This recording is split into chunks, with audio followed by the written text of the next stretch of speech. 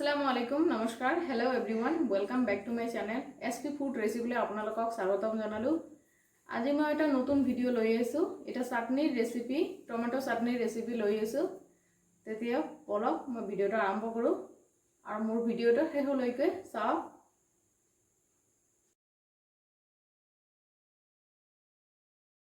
টমেটোৰ চাটনিৰ কাৰণে কি উপকৰণ লৈছো 6টা মান টমেটো লৈছো।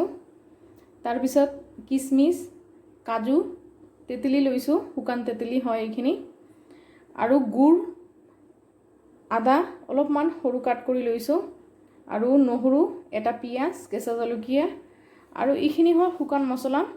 ইয়াত কালি জিৰা আছে, তাৰপিছত জিৰা আছে, গৰম মছলা, এটা এলাচ, এটা তেজপাত।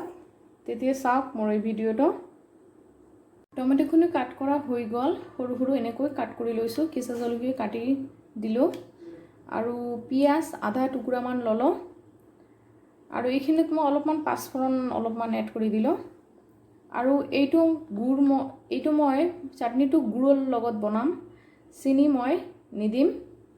আৰু এই চাটনিটো ষ্ট'ৰ কৰি ৰখাৰ কাৰণে ভিনেগাৰ অলপমান এড কৰি দিম। পেনখন গৰমত দি দিছোঁ। এতিয়া অইল দি দিম। ৰিফাইন অইল মই ইউজ কৰিছোঁ। এয়া অইলখিনি গৰম হৈছে। এতিয়া শুকান মছলাবিলাক ইয়াত এড কৰি দিম।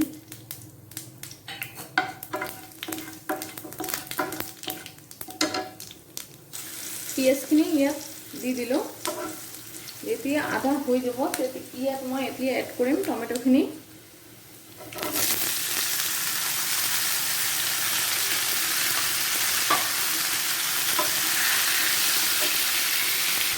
টমেটোখিনি দিয়াৰ লগে লগে অলপমান লৰাব লাগিব ভালদৰে।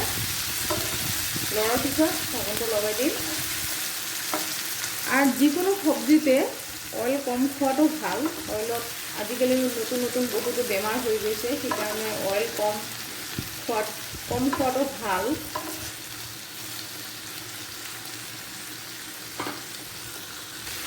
এতিয়া মই ঢাকনটো লগাই দিম। তাৰপিছত ইয়াত যিখিনি নহৰু কেইটামান আৰু আদাৰ টুকুৰাখিনি ইয়াত দি দিম।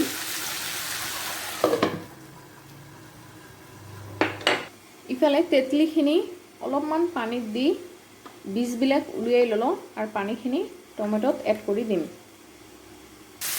এতিয়া অলপমান ঢাকনটো তুলি অলপমান লৰাই দিম।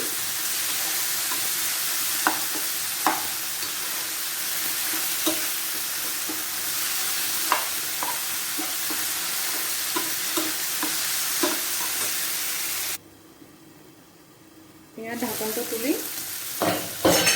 তেঁতেলীৰ পানীবিলাক এড কৰি দিম। অলপমান ভালদৰে লৰাব লাগিব।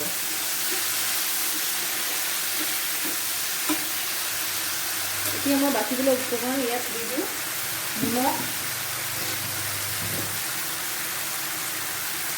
নিজৰ সোৱাদ অনুসাৰে,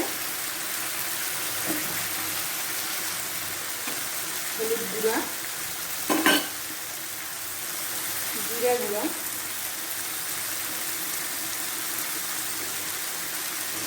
এইখিনি ভালদৰে লৰাম।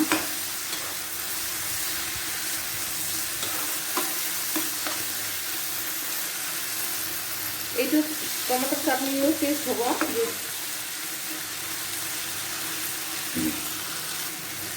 এতিয়া অকণমান ৰেড চিলিৰ অলপমান দি দিম গুড়া। এইটো টমেটো চাটনি খাই কিন্তু টেষ্ট পাব। এই সকলোৰে পাৰ্টিত কিন্তু খায় চাটনিখিনি, বিভিন্ন অনুষ্ঠানত সকলোৱে খায় পাৰ্টিত চাটনিখিনি।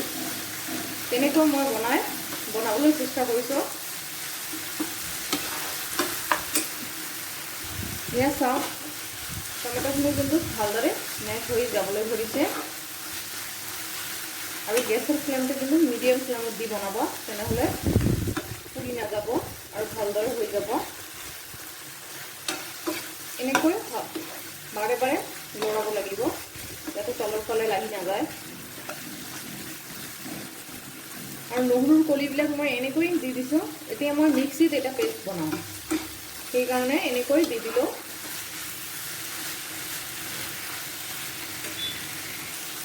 এতিয়া এইখিনি ৰেডি হৈ গ'ল। এতিয়া মিক্সিত মই এটা পেষ্ট বনাওঁ।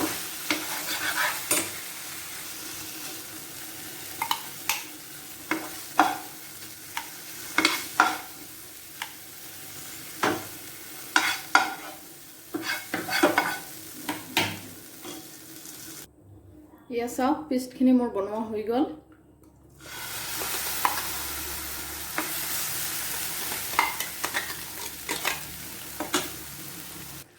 এতিয়া পেষ্টখিনি ইয়াত দি দিলোঁ। এতিয়া নাৰিকল, ইয়াত কিচমিচ অলপমান দি দিম, কেইটামান কাজু। এতিয়া অকণমান মিক্সাৰটো অলপমান ধুই অলপ দি দিলোঁ পানী। এতিয়া অলপমান হ'বলৈ থৈ দিম, 5 মিনিটৰ কাৰণে ৰখাই থৈ দিম। মাজে মাজে অলপমান ঢাকনটো তুলি অলপমান লৰাই দিব লাগিব। মিক্সিত যি পেষ্ট বনালোঁ, এইখিনি পেষ্ট বনালে ভাল হয়। তেনেহ'লে এই গোটা গোটা ভাবখিনি আৰু টমেটৰ বাকলিখিনি উলিয়াই নাথাকে। সেইকাৰণে মিক্সিত পেষ্ট বনালে বেটাৰটো বহুত ধুনীয়া হয় আৰু খাবলৈ দেখাতো ভাল হয়, খাবলৈ মজা হয়। সেইকাৰণে মই পেষ্ট বনাই দি দিলোঁ। এইখিনি অলপমান হ'বলৈ থৈ দিম। তাৰপিছত মই গুড়খিনি ইয়াত এড কৰি দিম।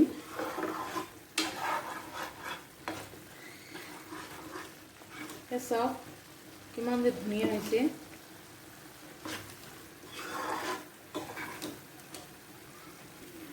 এতিয়া চাওক, এইখিনি শুকান শুকান হ'বলৈ ধৰিছে। এতিয়া মই গুড়খিনি এড কৰি দিম।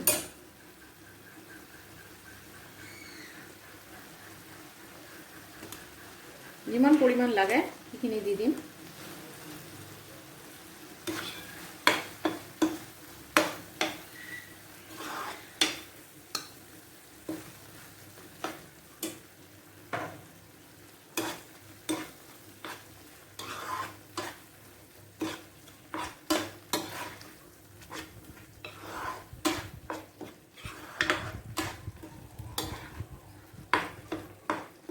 গুড় দিয়াৰ লগে লগে কিন্তু পানী ওলাই গৈছে। এতিয়া এইখিনি ভালদৰে মিক্স কৰিব লাগিব।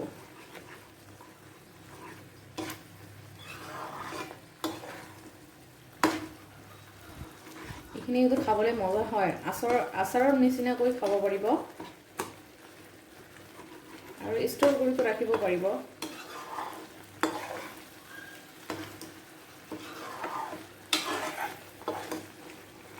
এতিয়া ঢাকনটো লগাই দিলোঁ।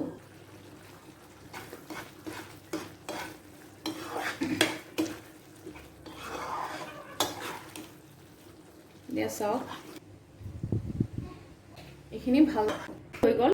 দিয়াৰ পিছত অলপমান এনেকৈ অলপমান গৰম কৰি থৈ দিম 10 মিনিট বা 20 মিনিটৰ কাৰণে। এতিয়া গেছৰ ফ্লেমটো অফ কৰি দিম। এইখিনি হৈ গ'ল আৰু চাৰ্ভ কৰাৰ কাৰণে ৰেডি হৈ গ'ল। এতিয়া মই এইখিনি চাৰ্ভ কৰি দেখুৱাম।